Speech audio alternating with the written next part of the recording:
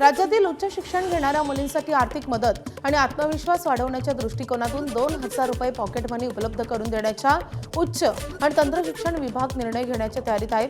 राज्यातील ज्या मुली उच्च शिक्षण घेत आहेत अशा विद्यार्थिनींना आर्थिक मदत मिळावी, त्यासोबतच शिक्षण घेत असताना त्यांचा आत्मविश्वास वाढावा या दृष्टिकोनातून राज्य सरकार प्रयत्नशील आहे। उच्च शिक्षण घेणाऱ्या मुलींना पॉकेट मनी म्हणून कमवा आणि शिका या धर्तीवर महिन्याला 2,000 रुपये देण्याबाबत उच्च व तंत्र शिक्षण विभागाचा विचार सुरू आहे। उच्च व तंत्र शिक्षण मंत्री चंद्रकांत पाटील यांनी काल मुंबईतल्या काही महाविद्यालयातील विद्यार्थी त्यासोबतच शिक्षकांशी संवाद साधलाय। विद्यार्थ्यांना मार्गदर्शनही केले, त्यासोबतच त्यांच्या अडचणी सुद्धा जाणून घेतल्या।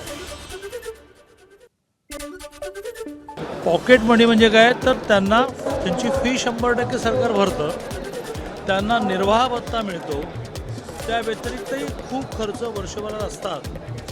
त्यासाठी त्यांना दरमहा कमवा आणि शिका आणि त्यातून मुलांना काम केल्याचा आनंद मिळावा आणि पैसे मिळतील ते त्यांना पॉकेट मनी म्हणजे काय तर कॉलेजचे विद्यापीठाचेच खूप खर्च करायचे असतात त्यासाठी मिळावेत।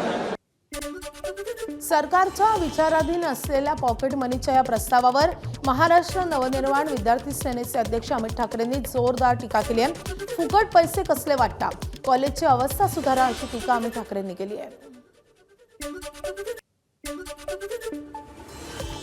देणं हे आई वडिलां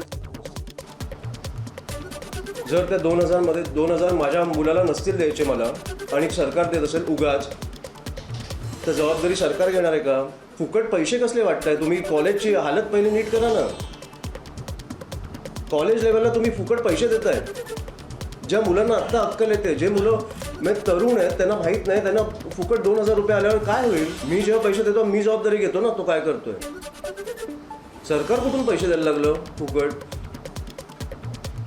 मॅच्युरिटी तर येऊ दे त्यांना। फुकट पैसे दिल्यावर ह्या वयात फुकट पैसे दिल्यावर त्यांना कमवायची इच्छा राहील पुढे?